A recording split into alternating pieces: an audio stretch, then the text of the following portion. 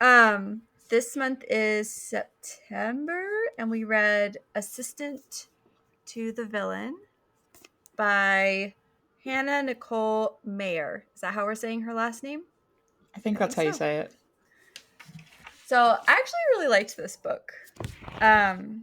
Did you hear that when I just did that? Not the first time, but the second time. I liked Evie. I thought she was funny. I was actually thinking as I was driving around today, I like it when the main characters, when you can like hear what's going on inside their head. And a lot of times when the authors do that, not like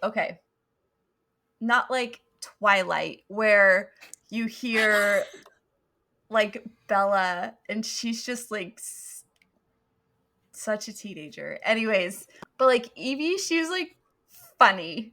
And I actually just read, you know how like on Instagram they do those little blurps of books to try and get you to subscribe to some app or whatever.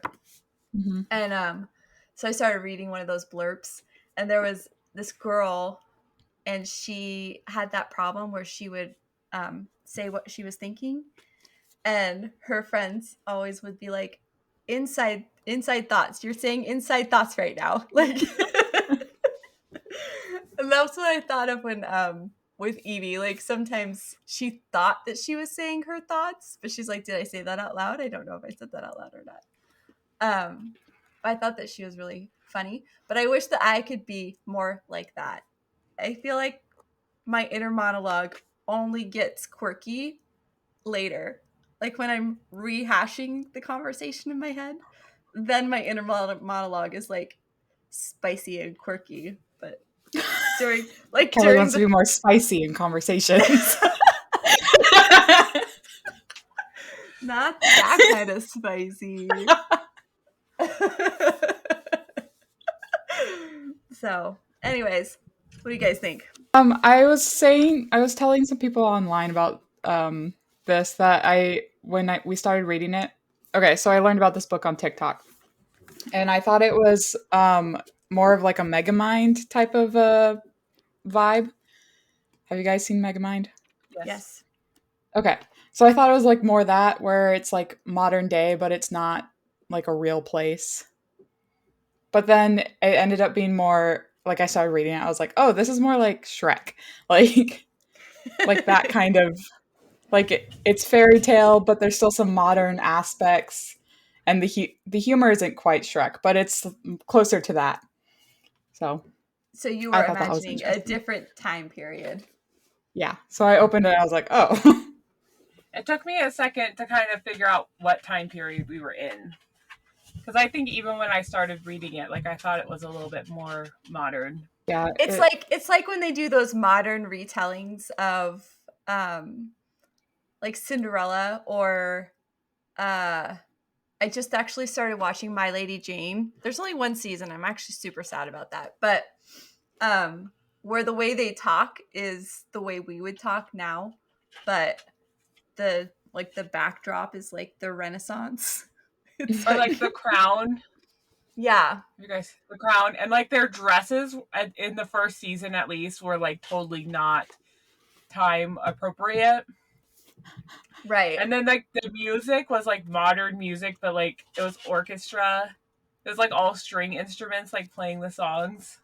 Yeah, Bridgerton does that too, where they take they cover a bunch of songs with like quartets and stuff. The villain was like unexpected to me because I thought he would be more of like maybe like a Robin Hood, where like, yeah, he's this like evil guy who's doing these things, but he had like a purpose behind it. Or just kind of like the villain from like the Smurfs, where he was just kind of like this goofy guy. Gargamel? Like, yeah, just like he's this evil villain, but he's like just this really like, he's just this goofy guy who doesn't really do anything bad, right? Like, I didn't really understand. Like, he's just like out there killing these people. And He's trying to it thwart the explains king. it. Yeah, at the end it explains it that all these people that he was catching actually were people that the king had sent to try and kill him. Like, he wasn't just, like, catching random citizens and torturing but, like, them. Like, I don't know. At the beginning, I was just like, he's just, like, beheading people. And I'm like, why is he picking these people? Like, I'm like, he's literally just a serial killer. And she's like, oh, you're kind of cute. I thought it was so funny when she walked into the office and there's, like, a bunch of heads on, like, spikes. And she's like, basically, she's like, oh, it must be Tuesday. Like, like, just, like, so nonchalant about it. The part, though, where he would chase interns around the yard. Like, once a week. Like, I liked how sometimes it was like he would pick, like, some animal or something to chase them, but sometimes he was just in such a bad mood, like, he would chase them. And then he was like, I haven't killed anybody since you started working here. I've only tortured. It's like a counting board. She's like, can you please go change that back to 0? He was, in my mind, he bounced back between, like, a bumbling fool and an actual, like, villain. And I couldn't decide which one he was.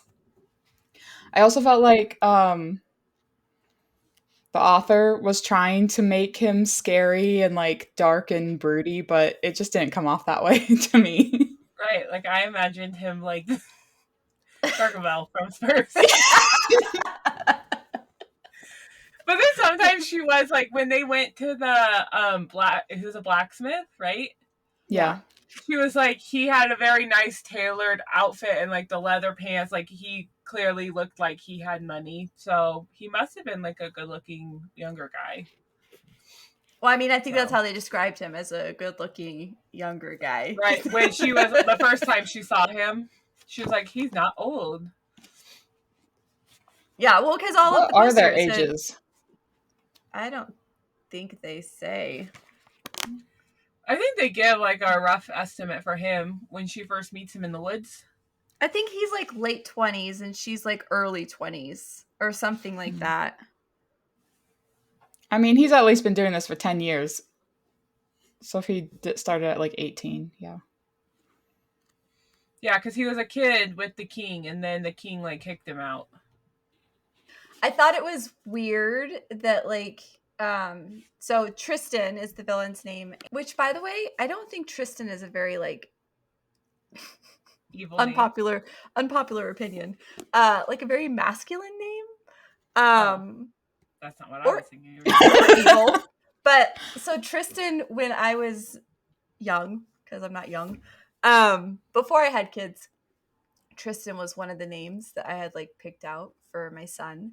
And then when I found out I was actually having a boy, I was like, no. Because I was thinking Tristan from Tristan and Isolde, and he was just kind of like this whiny, like... From what? Tristan and Isolde? You've never... It's like a story. Anyways, I've heard of it. I don't know what it's about, but I vaguely remember the title. He's not super, like... I don't know. He's like a warrior, but he's also just like, I don't know. He's very soft. He's a warrior, but his name is not masculine. No. So, anyways, so Tristan goes and he's, like, invited to apprentice with the king to, like, learn his magic, right? Before he even...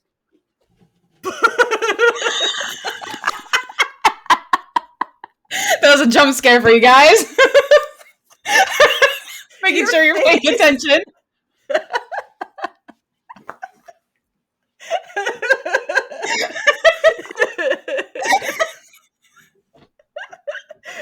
Oh my gosh.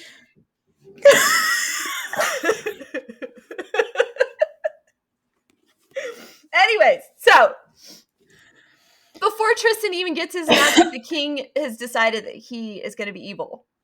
Before he even got his magic. Mm-hmm. And so, like, I thought you were telling us about Tristan from Tristan and Isolde. I was like, weird that these two Tristans did the same thing. So weird. I thought the king decided after they found out what his powers actually were. Well, like, because the specialist, I guess his powers were supposedly like so strong before he even had them, or maybe it was the type of magic that he had was rare but super detectable by these specialist people who defined magic. I don't know, but I don't think I wouldn't say he didn't have his magic yet, and he hadn't started his apprenticeship. Like, he was living with the king, but he hadn't actually started training him in magic yet, or something. But he just decided he was going to be a villain, and then they locked him in the dark for a month, like, for no reason other than Yeah, like, that's going to cause a lot of psychological issues. right. Like, why? So I guess my thought is, like, did the king want a nemesis? Like, was he looking for somebody to be a villain so that he could be a hero? What are your thoughts? My thoughts are that I already know the answer, but it's in the second book. Okay, so if you had read the second book, what were your thoughts on that? Jill, what are your thoughts? I would say plot twist. Driving the plot. I don't know. I was just thinking that it was similar to our last book where they like discovered how powerful she was and then instantly were like putting her down, like trying not to have her like develop her powers. Yeah. Oh. Well, and like at one point, Tristan was talking with Evie and he was like, "You're trying to make me out to be this morally gray guy, and I'm not morally gray, I'm just evil." And she was like, "No, it was I think it was after she had found out about her dad. Is that right? And she was like, "You would have given me the option if, like, to torture and kill him or to just torture and, like, imprison him." And he's like, "You're trying to make me out to be this morally gray person, and I'm not. I'm just evil." And she's like, "No, you would have given me the option."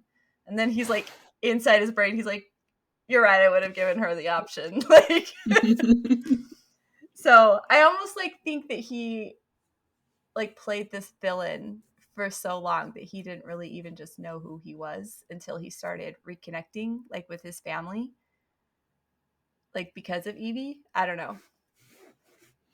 I feel like he doesn't know who he is. He's not a villain, guys. He's not. I'm telling you. He's not a villain. I haven't read the second book yet, so I don't know.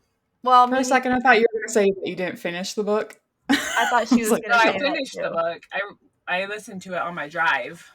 Do you think Evie changed over the course of the book, or do you think she just, like, grew into herself?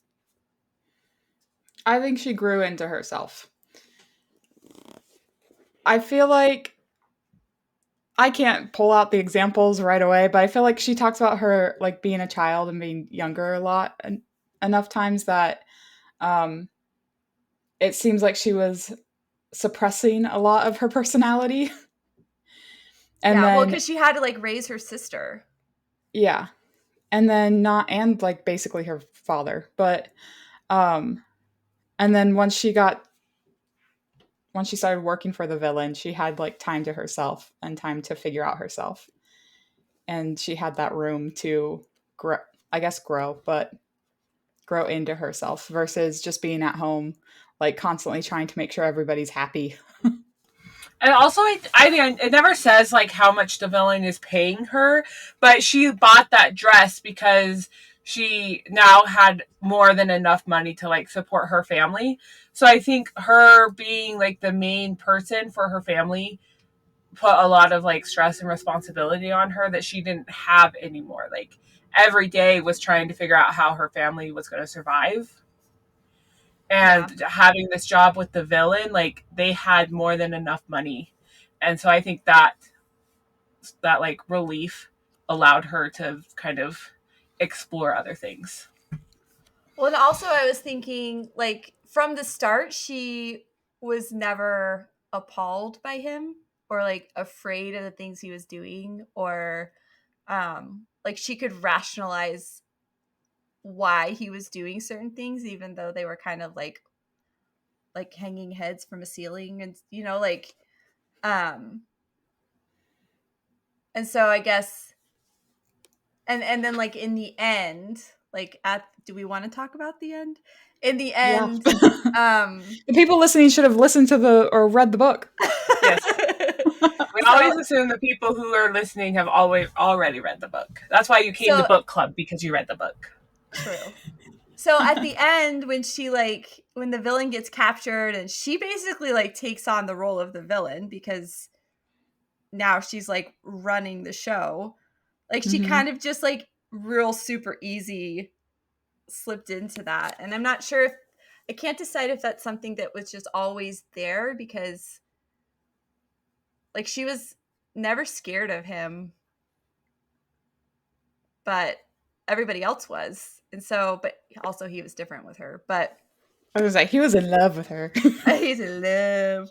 Okay, so my favorite part though was like when they actually kissed, and because she was like, "Oh, he's my husband," and she like runs over to him and gives him a kiss, and he thinks he's dreaming, and then he's like talking to her, and he calls her love, and she's like, I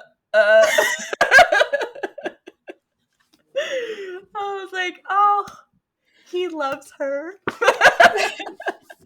Even though you knew that already. But he showed it. I'm such a sucker. I was like, with the slow burn, was like, I just need you to stop saying that you don't like her. I need you to just accept this. I like the frog. The frog knew what was up from day one. The frog was like, I know what's up. And then the villain was like, if he was a man, like, I would have some serious competition if he was like the prince he's actually supposed to be and not this frog. But would Evie actually like Kingsley? I don't know. And that's something I thought about too when you sent me those screenshots of the poll that you took, and like some people were like 60% of people, come on people, said that they would fall in love with the hero and not the villain. And I'm like, I feel like in a lot of books, so if the hero is the hero in a book, I feel like he's like, I don't know, too nice? Is that even a thing? I don't know. It's just like Prince Charming from Into the Woods. Like he was just dumb. Right, but he was like charming because he was taught to be charming, like kind of like he's that. there to please everybody and make everybody like him. Yeah. But like with the villains, they're like, they don't care if anybody likes them or not. Well, and I guess except for the girl they love. I guess it depends on what you consider the hero versus the villain, because a morally gray character can still be a hero. Like, they can still save the day at the end of the book, but they don't have the same qualities as like a classic hero. Versus like, do you like the person who wants to end the world and kill everybody? Right. Right. It's like that, oh my gosh, what was I just thinking? Like, we were talking about how, like, he's a villain, but he's not, like, totally just, like, off the rails crazy. Like a dictator bent on, like, conquering the entire world and killing everybody. She, like, talks about the dynamic of his office at one point, about how, like, yes, he's evil, and he gets mad, and this is extreme. He does kill them once in a while. But for the most part, people are happy. They're being paid well. They're, like, they like their jobs. She talks about how he puts women into these, like, high positions. It's like really emphasized that he doesn't underestimate. Yeah. Versus, and then with the king, like, it's completely opposite. Yeah. I did not like the king when we met him. I did not like him. I thought his office in itself was like very interesting. Like how is he posting these intern positions? Right, like just going out to like boards. Right. He's like, oops, killed my intern this week. Gotta go find a new one. Well, a lot of the interns are like they're from the kingdom, but they've been exiled or like shunned in some kind of way. And I guess just word of mouth, you know that the villain will hire anybody. So then he also has the healer. Mm-hmm. And then who's the other girl? I listened to this while I was driving for 3 days. He has Tatiana. She's the healer, right? She's the healer. Yeah. And Becky. And then there's Becky, who is his like the manager HR or something. She's the HR manager. And she. What do you say to HR when your boss kills your cubicle mate? She does go and scold Tristan sometimes. She's more to keep the office rolling, moving along. And then there's Blade, who's like the animal guy. Blake. Blade. Yeah. Blade? It's a D, yeah. Blade. Who also came from the kingdom. Right. Well, yeah. Well, and Becky, I think, came from the kingdom too, because Becky. They talked about how she like hated the king for some reason. I don't think they ever said why. Becky has a background where she came from somewhere else, also like that. You learn about that in book 2. Who else is there? You guys met Claire, right? Yeah, but that's his sister. So she didn't she wasn't in the office. And then there was Malcolm, who was his brother. And then there's just the generic interns. The ogre that, what's his name? The cook. I don't remember his name. He came from the village that Tristan used to live in. Well, so did Tatiana. Didn't the ogre know him for a long time? Yeah. We talked about that. Yeah, Tatiana and the ogre both came like from his childhood. Mm-hmm. So I think it's just a ragtag group of exiles and outcasts who have all heard from word of mouth that they could go work for the villain. Also, I think they're like super loyal to him, which is weird because he kills people in his office and tortures them like for fun. But they're all super loyal to him, and I mean, I don't think he does it for fun. He's not just like he usually has a reason for why he killed someone. Well, that's all true. of his bodyguards have that like marking on them that makes it so that they can't betray him. Yeah. Right, but they have to I mean, I don't think he forced that on them. I think it was just like if you want to work for me, you have to do this. Yeah. Like I don't think it was like he captured them and he's like put that thing on their finger and then like everyone has chosen to go work for him. Office was super interesting. Oh. But I didn't understand it all because I was like driving obviously from Alaska down to Idaho, and so sometimes I'd be listening to it and then my mind would start to wander after like an hour and I'd have to like turn it off because I'd be like, I have no idea what happened. So I have like a few holes in my head for the story. I did think it was cool that like nobody in his office was the person who like was leaking information on purpose. Like, right, there was no real traitor. Yeah. So I think that's what I was thinking as we were talking about his office. Like there was nobody actually in his group of people who had betrayed him. It was her father. Dun, dun, dun. Like what the heck? Also, we were talking about how she was the sole provider for her family. Mm-hmm. He's been making money this whole time, pretending to be sick. What is he doing with this money? Well, his daughter is off being attacked by blacksmiths, and he's trying to he sell her sold off. her. That's what he sold her. That's what he was doing. Yeah, and why is he selling his daughters off just because he like doesn't want to deal with them anymore? Like, I think it was to keep up the illusion that they were desperate for money. But also, like why he talked about how like if she was gone to the blacksmith, all he had was Layla, and then once Layla was gone, he was free to do whatever he wanted. Right, to just do his job. He's an upstanding parent, that one.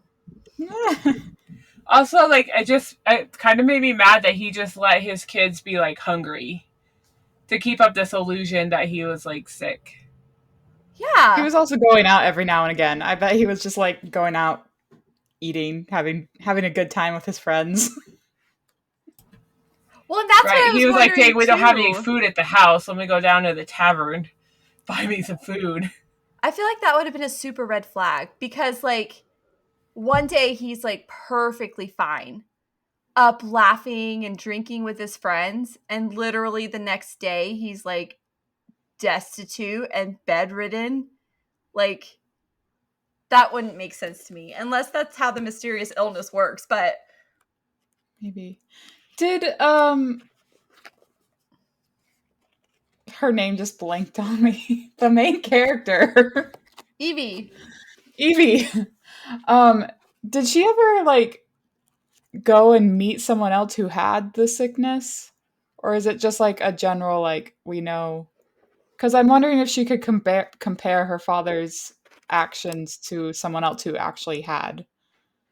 Or if she just had to trust that the way her dad was. Well, she was trusting it because he paid the doctor to say that he had the illness. So the doctor diagnosed him with this illness. I guess. But if there was like somebody else who had it and she's like, you and him are not the same. Yeah. Yeah, I don't know. It just is a little suspicious. Obviously, he was faking because we know that now. But I also, so when they said the fake name, what was it? Yellow Mary, or was it the Marigold? What was the name? I don't remember what his like fake name. Anyways, so when they said the fake name, I was like, that's a fake name. And then they were like, it was a fake name. I was like, I knew it was a fake name. and then she's like, she knows what's going on, but she's not saying anything. And then she grabs something off of the shelf in Tatiana's room when she's leaving. And I thought it was going to be like I don't know. I don't even know what I thought it was going to be. Like something extra? I don't know. But then she's like, I knew it was him, and I drugged him, and I just didn't know how long it would take. But he, like, for real was trying to kill her in his office. Like, and she's just like, shh, don't wake up the baby. Like... Okay, wait. Can we go back to the dad having special ink so he could see everything in her notebook? Because she wasn't just writing down, like, information for work. She was also writing down, like, Evie and Tristan hearts. She was, like, doodling pictures in it. I love him. Like, her dad's, like, looking through a book at one point, and he's like, okay, Crate, it will be at this location. Evie and Tristan forever.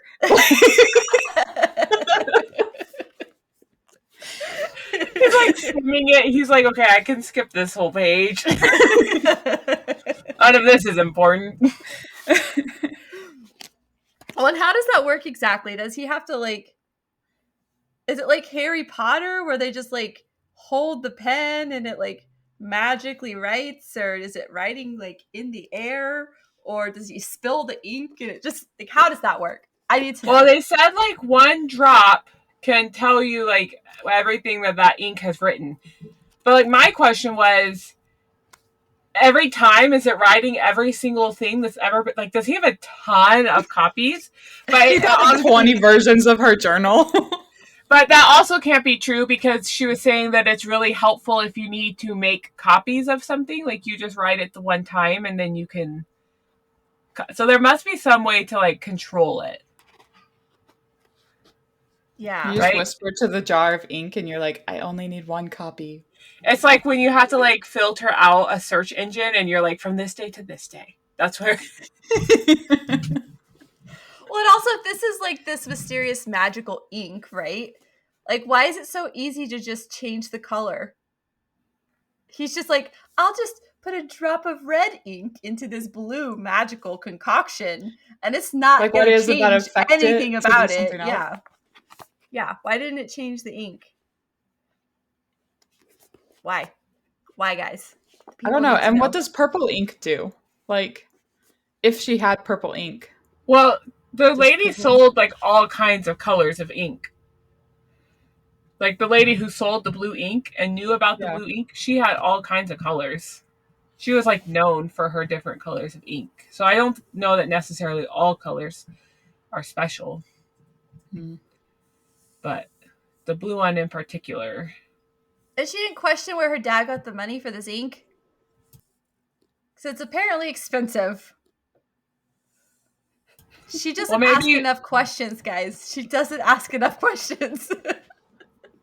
She just So accepted when I asked on TikTok about what people thought about the book and if they had any like questions that they wanted me to like bring to this conversation, a lot of them, their opinions was that it could have used a few more rounds of editing.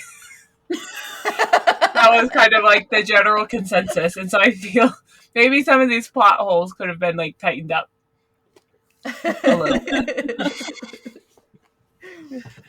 I will say though that it's probably the first book that we've read that like I started it late, but like that I've like sat down and read the book, like, and I was just like on my couch and I'm like, I'm going to finish this book, like. So I mean, plot holes and all, like I feel like it was a pretty good book. Pulled me right through it. I had in the car with me, so she listened to the book, which at times I felt like was a little questionable of a decision, but she especially enjoyed when the it. F words dropped. Yeah, she giggled every time that happened. there would be a cuss word, and I'd be like, "Oh!" and she'd like giggle in the back. But she was like really into it, and she would get mad when my brain would start to wander, and I'd be like, "Okay, we're switching to music." She'd be like, "No!" So, I mean, at least an 11-year-old enjoyed it, and she thought it was a good book. Maybe questionable, Jill. Questionable. Maybe if like a parent read it to their child so that they could edit it. That's true. I think there were some spots that I like fast forwarded through because I could just tell like the whole section was not needed to be listened to by an 11-year-old. But so we talked about how this book like was gonna be a cliffhanger at the end, and I feel like because I was prepared for it, I was a little less like upset by it. Not and like a little less like it felt less of like a cliffhanger and more like a little like, I don't know, less of a cliff and more of just like an edge. Right. Finger. Like it did like abruptly stop. Like it kind of, you obviously knew there was more, but it tied up a whole bunch of things. Right. Whereas like when we read Once Upon a Broken Heart, guys, I was like, where's the next 400 pages? Like I'm missing. I think when I read that book, I thought that I got a book that was missing pages. Because I was like, this can't be the end. This doesn't make sense that this is the end. But maybe I just wasn't prepared for a cliffhanger. But I don't know. This felt a little softer. Like a little softer of a cliffhanger landing than. So I feel like I was okay with it. I was prepared emotionally. Yeah, I think I had an hour between when I finished this book and when I got the other book, so I just Like kept Amazon reading. knew. Amazon knew you needed the book, so they just delivered it. I They're like, went to Target. I "Here, was like, I Miranda." know it's over there. Side note, I left my book on the countertop. I don't know if you can see that. Do you see that? Is that food? No. Or Do you did see the that? paint The get cat. chipped off? The dang freaking cat Did the cat got eat your on book? the counter. It was trying to eat my book. Oh, I was so mad. I was so mad. This is like the sprayed edges. Like, I was so mad that there's now teeth mark in my like pristine red edges. At least it's the top and not the front, because the front, if you put it on the shelf, then, you know. That's true. But still, also right here where you can see the frog on the binding and it says help. Like, he's like supposed to be a prince, right? Like in real life that got turned into a frog. Was he not educated? He couldn't spell? Because it Apparently says not. help. Help. It says it on the front, It too. says help. He apparently was not well educated as a human being before he got turned into a frog. Or maybe his frog brain is affecting him. He's slowly actually turning into a frog. I was trying to find this quote, and I can't figure out if it's in the first one or the second one, but I'm going to share it. But I can't find it, so I'm going to share a summary of it. It's something about like she trusts a villain who is deemed evil by people who have called themselves good, which I think is a really good way of summing up the book, of like all these people who they've been labeled as evil are not actually the evil people in this story, versus the people who are calling themselves good are the ones that are actually causing problems for people. Yeah. And I think the villain is evil, but he's very like upfront about it. He's not trying to like pretend like he's something he's not. Whereas like some of these good people, they're actually like really evil. Mm-hmm. And Like they're just trying right, and they're just trying to make you believe that like, oh, I'm actually like a good person, you should trust me. But you shouldn't. Like you really shouldn't trust them. Whereas these evil people, like you go into it knowing what you're getting. Yeah. Which makes it easier to trust them. Like,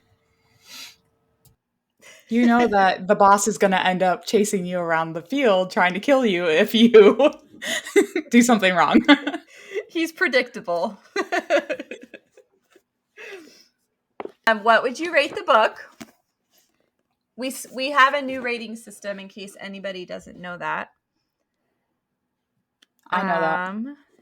Well, yes, but listeners. So out of 5, 1 would be avoid. 1.5 would be really disappointing. 2, not so great. 2.5, meh. 3 is decent. 3.5 is pretty good.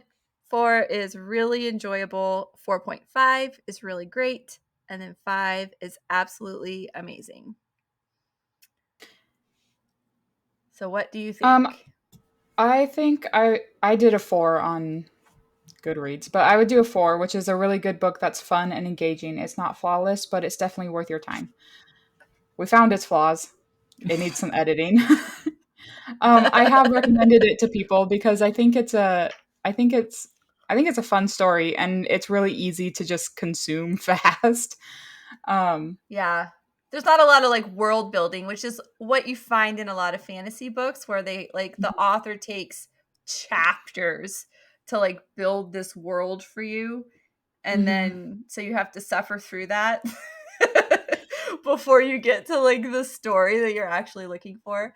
Whereas like this was a lot more simple. It was a forest in a kingdom with a king and a villain. Like, so yeah. I agree. But I mean, like I had fun. I was laughing, and I was like, there were certain people that I was like, oh, they would enjoy this. So I texted them. I was like, you should read this book. I was listening to it, I'd be like cooking dinner and my daughter's sitting at the counter and I would start laughing and she'd be like, "What's funny?" And I'm like, "Nothing." There was definitely moments where we were like laughing out loud in the car. Yeah, I would give it a 4. So if you're looking for a book that, well, you probably it's already read fun. it if you listen to the podcast. Hopefully you already read it. Otherwise, sorry. We did tell you before we did any spoilers that you should have already read the book. We warned you. Fair warning. Okay, so next month is Jill's turn. Yes, so October, the best month. It's my birthday month. Just throwing that out there. We are doing thriller, and I'm actually personally doing an entire Frida McFadden month. I'm going to read all of her books because I heard she's such a great author. So for book club, we decided on Housemaid, right? Yep. Yes. I think that's what we decided on. And our genre is thriller. Oh. You said that? Thriller? I thought it was horror. Yeah, for October. Thriller. But, one of those. Got it right here. Oh, you already bought it? Send it through the computer to Jill. Jill, take it. Take it, Jill. So it says, "Welcome to the family." Nina Winchester says as I shake her elegant manicured hand. I smile politely, gazing around the marble hallway. Working here is my last chance to start fresh. I can pretend to be whoever I like, but I'll soon learn that the Winchester secrets are far more dangerous than my own. Every day I clean the Winchesters' beautiful house, top to bottom. I collect their daughter from school and I cook a delicious meal for the whole family before heading up to eat alone in my tiny room in the top floor. I try to ignore how Nina makes a mess just to watch me clean it up, how she tells strange lies about her own daughter, and how her husband Andrew seems more broken every day. But as I look into Andrew's handsome brown eyes, so full of pain, it's hard not to imagine what it would be like to live Nina's life. The walk-in closet, the fancy car, the perfect husband. I only try on one of Nina's pristine white dresses once, just to see what it's like. But as soon as she finds out, and by the time I realize my attic bedroom door only locks from the outside, it's far too late. But I reassure myself, the Winchesters don't know who I really am. They don't know what I'm capable of. An unbelievably twisty read that will have you glued to the pages late into the night. Anyone who loves The Woman in the Window, The Wife Between Us, or The Girl on the Train won't be able to put this down. And I actually have not read any of those books. I was going to say, I don't think I've read any of those books. I don't know if those are Frida McFadden books, but I will look it up. But I have a whole bunch of books from her that I want to read this month. Nice. Fun. That is the one we are reading for our podcast next month. Do you want me to tell you what I'm reading this month? Hold on. Where'd it go? I'm going to read this book. The only purple house in town, guys. That's what I'm reading. Thank you, Kelly. It's the one that I bought at Target where the review on the front says sheer happiness in a book. So Jill will be reading thriller and Kelly will be reading cozy fall book. Also, Karen Marie Monning's coming out with a new book and I'm going to read that too when I get it. Good job. On the night. So I'm going to read all the books. Okay, but I'm like halfway through the Hail Mary project. I don't know who it's by. It's a sci-fi book, though, and I said at the end of last podcast that I was going to try to read more sci-fi. It's by Andy Weir, Weir. Anyways, I'm loving it. Absolutely loving this book. It's so good. If you like sci-fi and you haven't read Project Hail Mary yet, read it. I'll share my personal read. I'm reading The Song of Achilles because it's been sitting on my shelf and my friend said, you need to read this, and it's her copy, so I need to give it back to her. And I'm enjoying it, but I am having a hard time with all of the Greek names. Just replace them with names like John and Rob. Frederick. Sam. Even like Hercules, they say Heracles, and I'm like Hercules. You can just say Hercules. Yep, it's your brain. You can call him whatever you want. Unless I'm not sure if Heracles is a different person than Hercules, but from the description, it seems like they're the same person. No, I've heard that, like, from Greek to Roman. I don't know. I know that different cultures have a different pronunciation of his name. Okay, they keep talking about how strong he is, so I was like, I think this is Hercules. Are you listening to an audiobook? No, I'm reading the book. Is it just spelled differently? It just has an A in it. Oh. I'm like, how are you knowing that they're saying it differently? It's the southern version of Hercules is Hercules. Hercules. It's Heraces. So he's not Hercules, he's Hercules.